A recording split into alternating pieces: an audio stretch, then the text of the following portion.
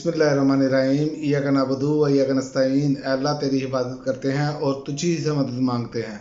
नाज़रीन, आज बात करेंगे, एक तो बल्ले का निशान बहाल, दूसरा शाह महमूद कुरैशी नज़रबंद, तीसरा ज़रताज गुल के ख़िलाफ़ जो है वो एक मुहिम स्टार्ट है और उनके लोगों को रासा किया जा रहा है, तो चौथा ख्वाजा आसिफ साहब जो है ना, बल्ले के निशान के बाद अब वो मुफाहमत की तरफ पलटने को तैयार हैं और सिक्योरिटी के नाम पर वारदातें भी जारी हैं। यानी कि हर हवाले से ये लोग हर तरह की कोशिश करने के बावजूद अब ये टेबल पे आने पे मजबूर हैं, लेकिन टेबल पे किस बात पे आना है। सबसे पहले बात करते हैं बल्ले का निशान। बल्ले का निशान तो पेशावर हाई कोर्ट ने ना इन्हें उठा कर बाहर फेंका है।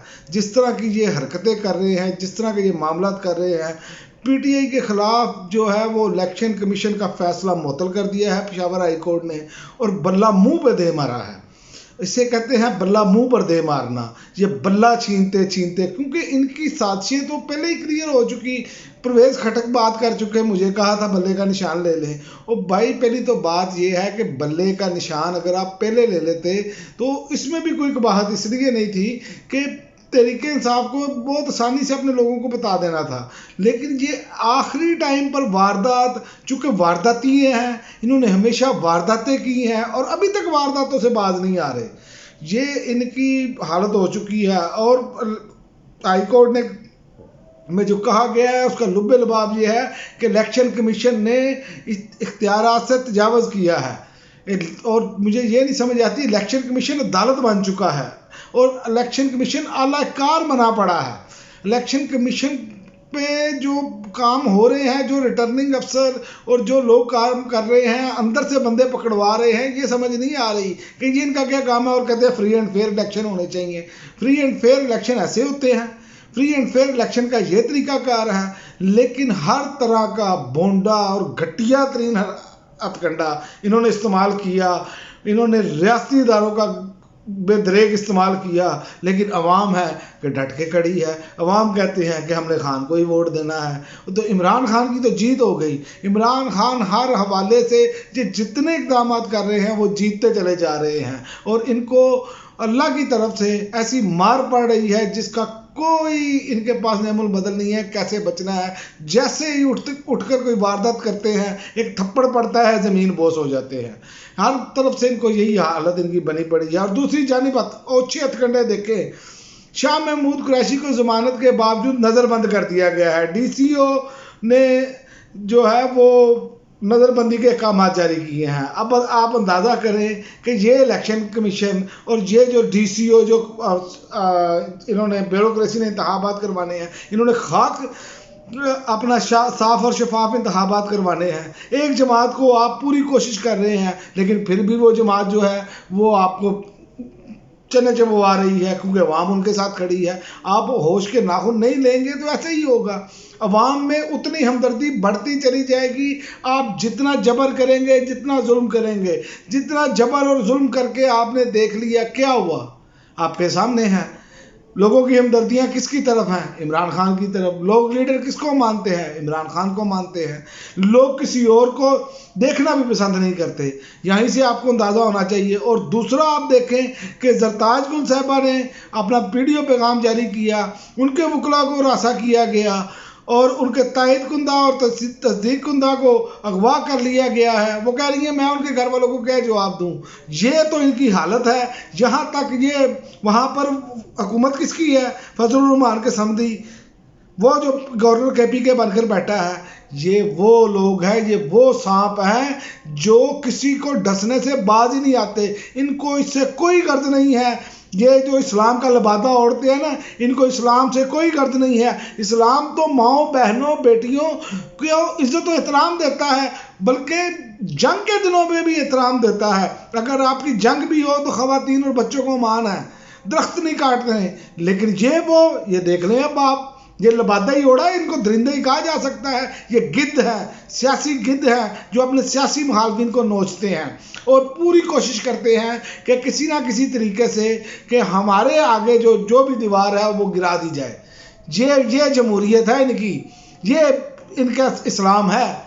اور پھر باتیں کرتے ہیں. اور باقی آپ دیکھ لیں تمام جماعتوں کو بھرپور اجازت ہے. لیکن میں آپ کو بات یہ بتا دوں، جیسے ہی الیکشن بالکل تھوڑا سا اور قریب ہوگا، آپ کو تحریک انصاف مزید سرپرائز دے گی.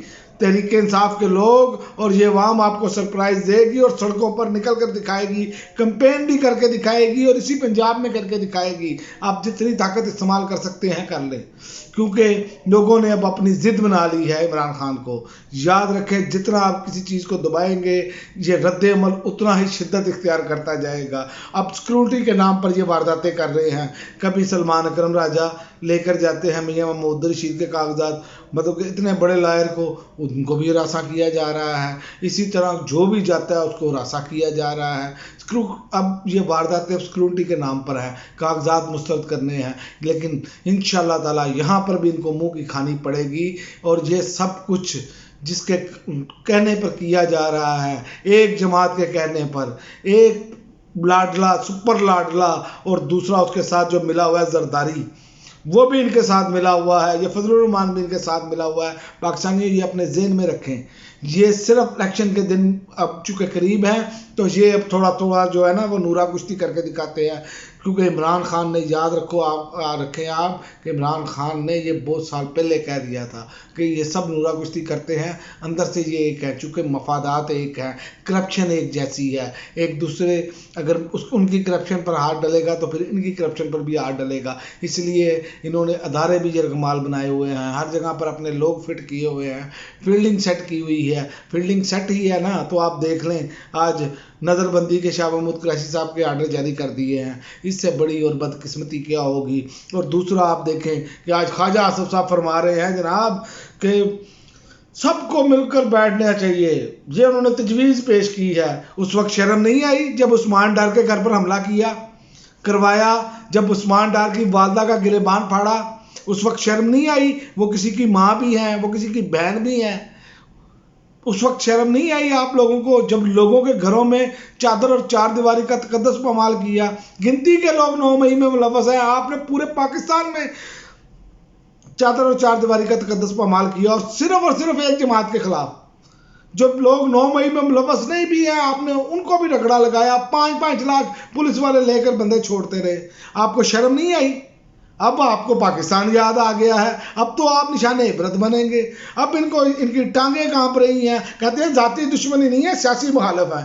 اور بھائی آپ تو ذاتی دشمنی سے بھی زیادہ گندے لوگ نکلے ہیں. جس طرح کی حرکتیں آپ نے ماؤں بہنوں کے ساتھ چادر اور چار دیواری کا تقدس پامال کر کے کیا ہے، اور کیا آپ نے تو معاشرے میں ذرا اخلاقیات رہنے نہیں دی، اور پولیس کو اتنا بے پرواہ دیا ہے آپ نے کہ اب وہ جس کو چاہتے ہیں چاہتے ہیں کر رہے ہیں. جیسے انہوں نے ڈاکٹرز کے ساتھ کیا، جیسے اب وہ وکلاء کے ساتھ کر رہے ہیں، جیسے وہ اب عام شہریوں کے ساتھ کر رہے ہیں. کیونکہ پوچھنے والا کوئی نہیں ہے.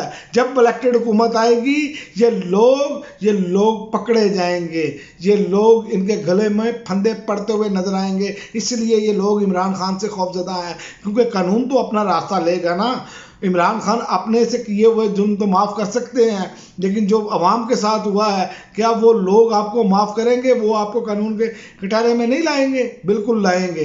لیکن ایک بات ہے، جب خواجہ آصف صاحب آپ کے منہ پر سیاہی پھینکی گئی تھی تو بہت افسوس ہوا تھا، لیکن آج لگتا ہے وہ سیاہی بالکل ٹھیک پھینکی گئی تھی. جس طرح آپ اپنے سیاسی مخالفین کے ساتھ کر رہے ہیں، جس طرح مسلم لیگ نون اپنے سیاسی مخالفین کے خلاف پولیس کو استعمال کر رہی ہے، آپ نے ہمیشہ ایسے ہی کیا. لیکن مقصد یہ ہے کہ آپ کو کبھی مرد کا بچہ نہیں ملا. مرد کا بچہ عمران خان کی صورت میں آپ کو مل گیا، جس نے آپ کو گھسیٹا بھی، مارا بھی، اور اب آپ کو مزید گھسیٹے گا بھی. اور آپ دیکھیں گے اور آپ کچھ کر بھی نہیں پائیں گے، کیونکہ آپ نے جو ظلم اور جبر کی داستانیں اتنی پھیلا دی ہیں کہ لوگ آپ کو معاف کرنے کے لیے تیار نہیں ہوں گے. آپ کا مستقبل اپنے آبائی وطنوں میں جانا ہے، اس کے علاوہ اور کچھ نہیں ہے. اور جناب فرما رہے ہیں سیاسی افراتفری سے پاکستان کو نقصان ہو رہا ہے. اور بھائی جان پچھلے جب سے عمران خان کی حکومت گری ہے سیاسی افراتفری سے، یہ تو عمران خان پہلے دن سے کہہ رہے ہیں سیاسی استحکام نہیں آئے گا تو کچھ بھی ٹھیک نہیں ہوگا. لیکن آپ لوگوں کو ضد تھی کہ ہم نے حکومت کرنی ہے، ہم نے عمران خان سے بدلہ لینا ہے. اصل میں آپ نے عمران خان سے بدلہ نہیں لیا، اصل میں آپ نے پاکستانی عوام سے بدلہ لیا، پاکستانی عوام کا جینا حرام کر دیا، پاکستان کا बेड़ा गर्क करके रख दिया। यही पाकिस्तान इस खित्ते में सबसे आगे जा रहा था इमरान खान के दौर में। आप ही की हुकूमत की रिपोर्ट्स हैं, लेकिन अब आप ही के जो लोग बैठे हैं, आप अदाद शुमार देख लें, पाकिस्तान इस खित्ते में सबसे पीछे जा रहा है। किसकी काबिश है? आप लोगों की काबिश। ये सारे नौसरबाज जो मिलकर हुकूमत में आए थे, भेड़ बकरियों की तरह जिन्होंने बंदों को ख़रीदा था, आज उन्हीं की वजह से पाकिस्तानी अवाम जो है उसका खमियाजा भुगत रहे हैं। और पाकिस्तान के जो बेहतरीन टैलेंट थे, जो बेहतरीन नौजवान थे, वो पाकिस्तान छोड़कर जाकर बाहर जा चुके हैं। और 10 से 15 लाख के करीब हुनरमंद अफराद जो बेहतरीन पाकिस्तान के करीम थे, वो पाकिस्तान से मायूस होकर पाकिस्तान से बाहर गए नौकरियां करने।